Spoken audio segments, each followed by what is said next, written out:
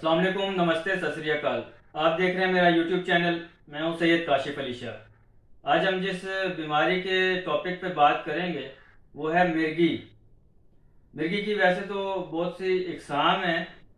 लफ्ज़ मिर्गी को मर्ग लफ्ज़ से मुंसलिक किया जाता है, क्योंकि जब जिस इंसान को ये दौरा होता है, मिर्गी का दौरा पड़ता है, तो देखने वालों को ऐसा लगता है कि या तो वो मर चुका है या तो बिल्कुल मरने की हालत में है, क्योंकि उस वक्त मरीज की कंडीशन कुछ इस तरह की होती है।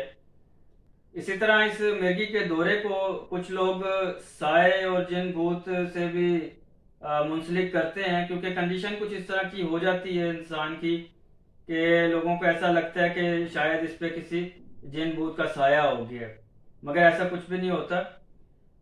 इस दौरे का जो दुरानिया है वो तकरीबन 1 से 1.5 मिनट तक होता है, या इससे ज़्यादा भी हो सकता है।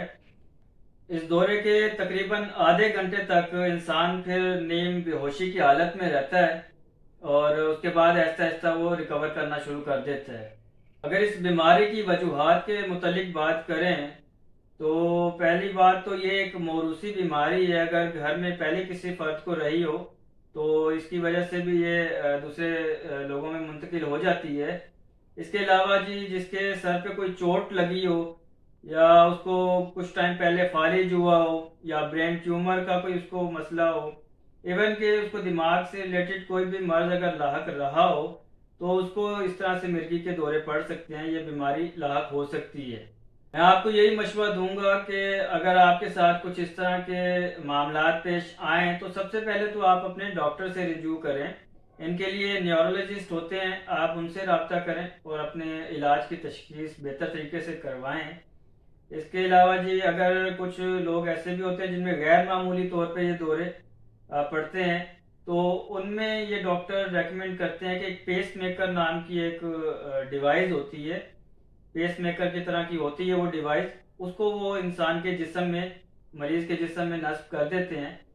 तो जब भी इंसान को दौरा पड़ने लगता है तो उसकी अलामात उसके उस पेस मेकर में पहले ही आना शुरू हो जाती हैं, जिसकी वजह से वो जो डिवाइस है वो एक इलेक्ट्रिकल शॉक देता है। उस इलेक्ट्रिकल शॉक की वजह से जो दौरा आ रहा होता है वो कैंसिल हो जाता है, ख़त्म हो जाता है। इसके अलावा इसकी सर्जरी भी की जाती है। डॉक्टर्स इस मर्ज में मुब्तला मरीज़ों की सर्जरी भी करते हैं। तो पहली बात तो कोशिश करते हैं कि अद्वियात से ही बेहतर हल निकाल लिया जाए।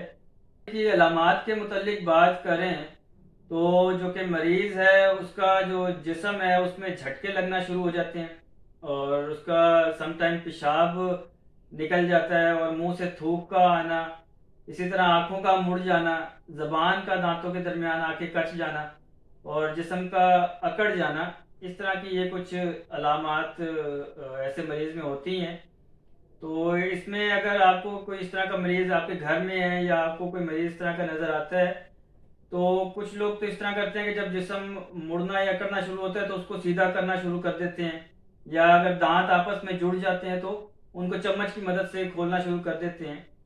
आप ऐसी हरकतें बिल्कुल ना करें। इस तरह से आप मरीज़ को जस्ट नुकसान ही देंगे, ज़ख्मी करेंगे, कोई फ़ायदा इसका उसको नहीं होगा।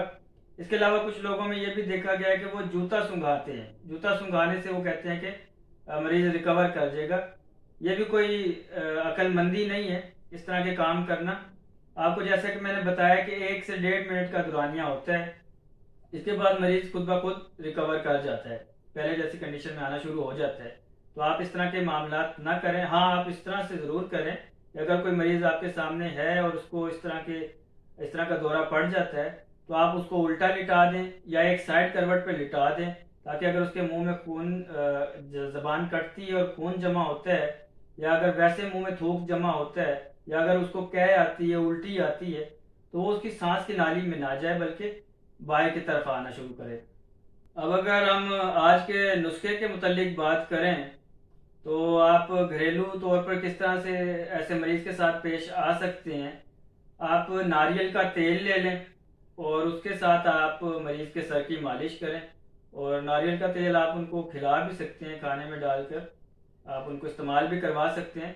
اس کے علاوہ آپ میٹھا لے لیں، جسے ہم پنجابی زبان میں میٹھے کہتے ہیں، جو کہ کینو کی شکل کے ہوتے ہیں۔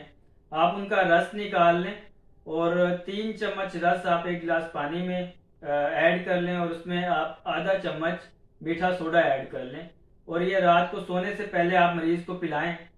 اور اس کے علاوہ آپ یہ جو میٹھے کا رس ہے، اس کے ساتھ آپ مریض کے سر کی مالش بھی کر سکتی ہیں، تو انشاءاللہ مریض میں بہتری آئے گی۔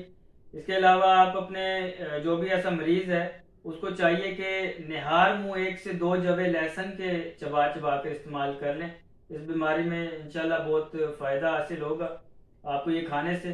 خدا پہ بھروسہ رکھتے ہوئے آپ خدا کی بنائی ہوئی چیزوں کا استعمال کریں، انشاءاللہ آپ کو فائدہ ہی ہوگا، شفا ہی ہوگی۔ ہماری ویڈیو پسند آئی ہے تو ویڈیو کو لائک کر دیجئے، بیل آئیکن کے بٹن کو دبا دیجئے، اور ہمارے چینل کو سبسکرائب کر دیجئے۔ اپنا بہت سا خیال رکھیے، ملتے ہیں نیکسٹ ویڈیو میں۔ اللہ حافظ۔